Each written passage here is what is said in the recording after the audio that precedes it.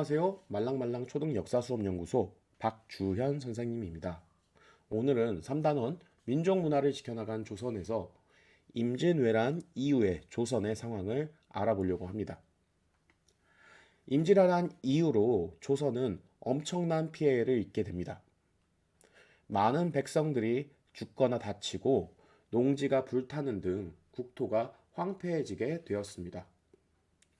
이 때문에 세금을 걷기가 힘들어져서 나라의 살림이 어려워지는 상황이었는데요. 이때 임금의 명령으로 내의원 의원이었던 허준이 동의보감을 펼쳐내게 됩니다.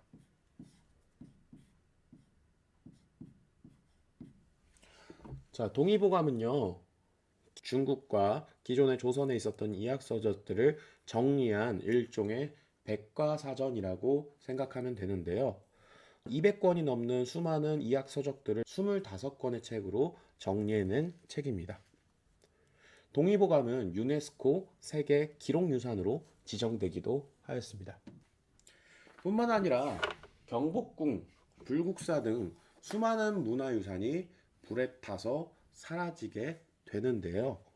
지금의 경복궁과 불국사는 임진왜란 이후로 불탔던 것들을 다시 복원한 것이라고 생각하면 됩니다.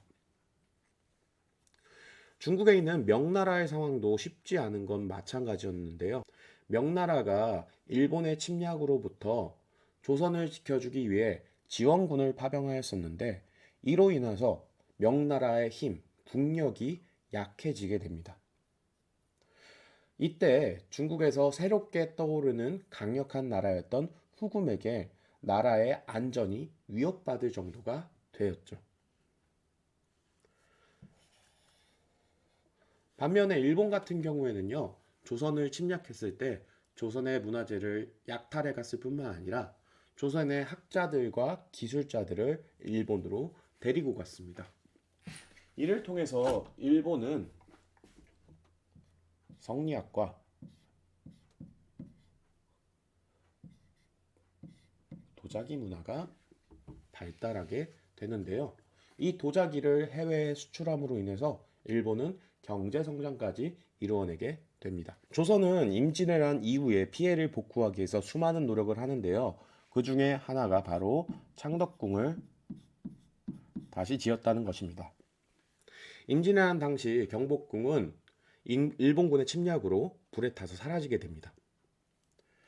경복궁이 사라지고 창덕궁을 다시 지으면서 이 이후의 왕들은 경복궁이 아닌 창덕궁에 머물게 되는데요. 이것은 1868년 흥선대원군이 경복궁을 다시 지을 때까지 이어져서요. 조선의 왕들은 경복궁보다는 창덕궁에 더 오래 머물게 되었습니다. 또한 조선 왕조실록을 보관하던 창고인 사고를 정비하게 되는데요. 이때 당시에 조선 왕조실록을 보관하던 사고는 여러 군데에 나눠서 보관을 하고 있었어요. 근데 이 사고가 사람들이 많이 모이는 장소, 교통이 편리한 장소에 짓다 보니까 임진왜란 당시에 일본군이 침입하는 경로 안에 사고들이 있었습니다.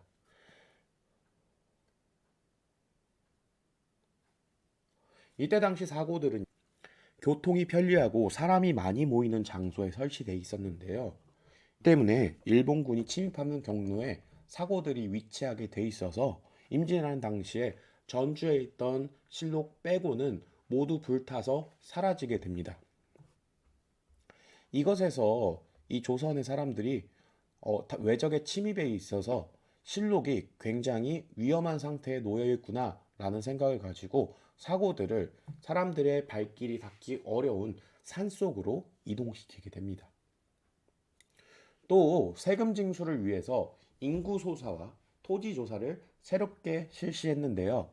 어느 지역에 얼마만큼의 사람들이 살고 있고 얼마나 넓은 땅을 가지고 있는지를 확인해서 세금을 더욱 효과적으로 거둘 수 있는 준비를 마쳤습니다.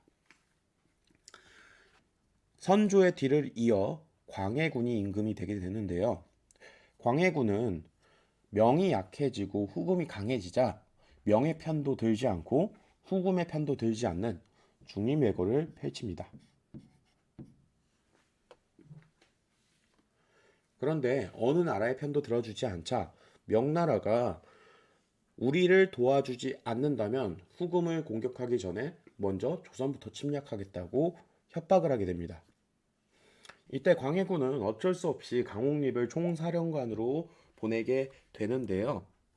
이 강홍립에게 광해군은 오직 패하지 않을 방법만을 찾는 데 힘써라.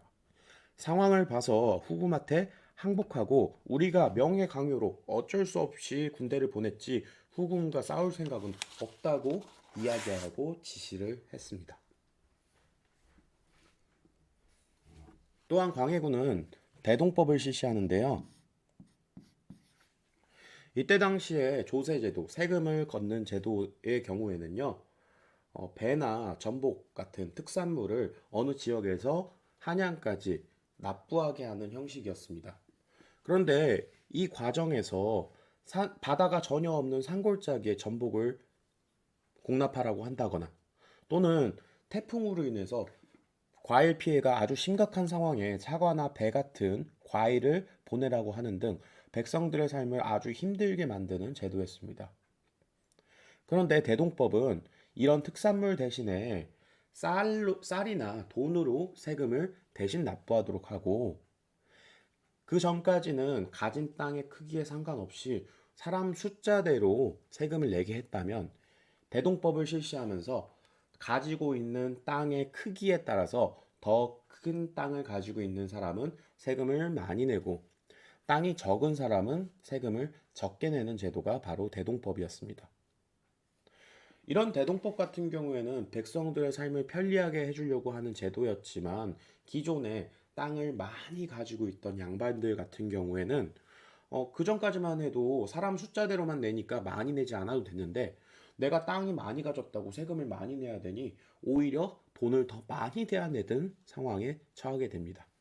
당연히 넓은 땅을 가지고 있는 양반들 같은 경우에는 이 대동법이 반갑지 않았겠죠. 이에 광해군의 중립외교에 반대하던 서인들이 중국 명나라를 따라야 한다는 사대의 명분을 저버린 점과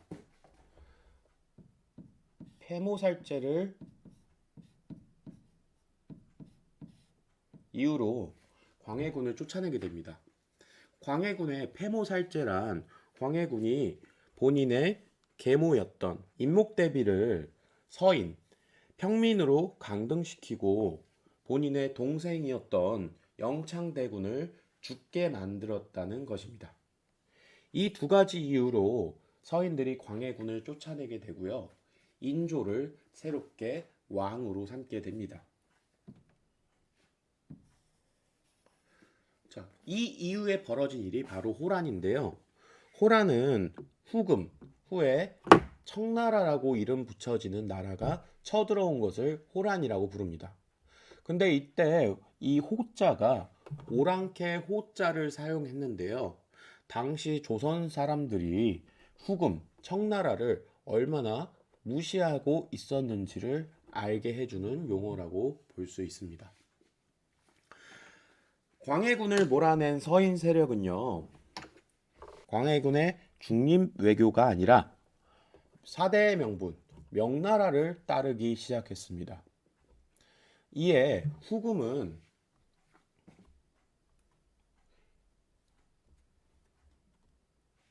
광해군의 원한을 갚겠다는 이유로 조선을 침략하게 되는데요. 이것을 정묘호란이라고 부릅니다. 이 후금의 세력에 맞서 싸우던 조선군들은 연전연패를 거듭하고 후퇴를 할 수밖에 없었고요. 결국 조선은 후금과 형제의 나라가 되겠다는 약속을 하게 되고요. 형제의 나라가 되겠다는 약속을 받은 후금은 다시 돌아가게 됩니다. 그런데 분명히 형제의 나라가 되겠다고 약속을 했음에도 불구하고 조선이 계속 명과만 친하게 지내고 후금과 교류를 하지 않자 후금이 나라 이름을 청으로 바꾸고 조선을 다시 공격하게 되는데요. 이것이 바로 병자호란입니다. 병자호란은 청의 태종이 직접 군사를 12만 명이나 끌고 와서요. 3일 만에 평양을 14일 만에는 개성을 지나게 됩니다. 이렇게 빠른 속도로 청나라 군대가 쳐들어오자 인조와 신하들은 강화도로 피신하려고 했으나 이미 청군에게 가로막혀서 어쩔 수 없이 남한산성으로 피신하게 돼요.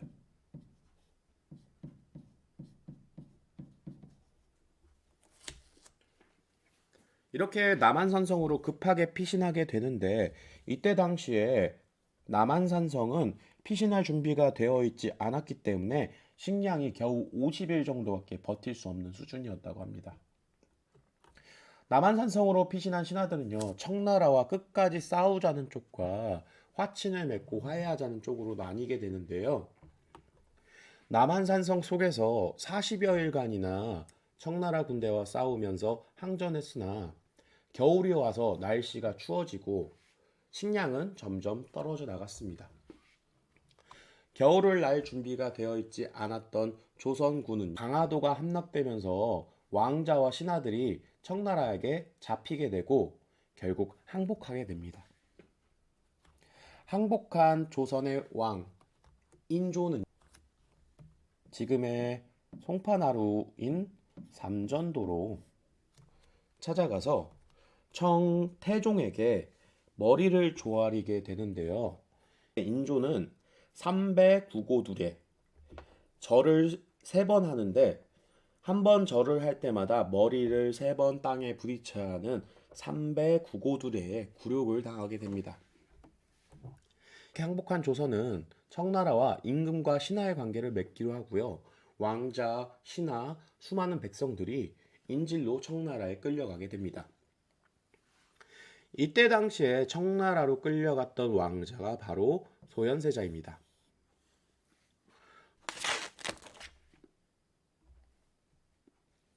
소현세자는 비록 인질로 끌려가기는 했지만 청나라에서 받아들였던 수많은 과학기술들을 보고 우리 조선도 청나라와 그냥 싸우기만 할 것이 아니라 청나라의 좋은 점들을 배워와서 조선도 부강한 나라가 되자고 주장을 했습니다. 그런데 이렇게 청으로부터 배우자는 북학론을 주장했던 소현세자가 조선으로 들어와서 갑작스럽게 죽고 말아요.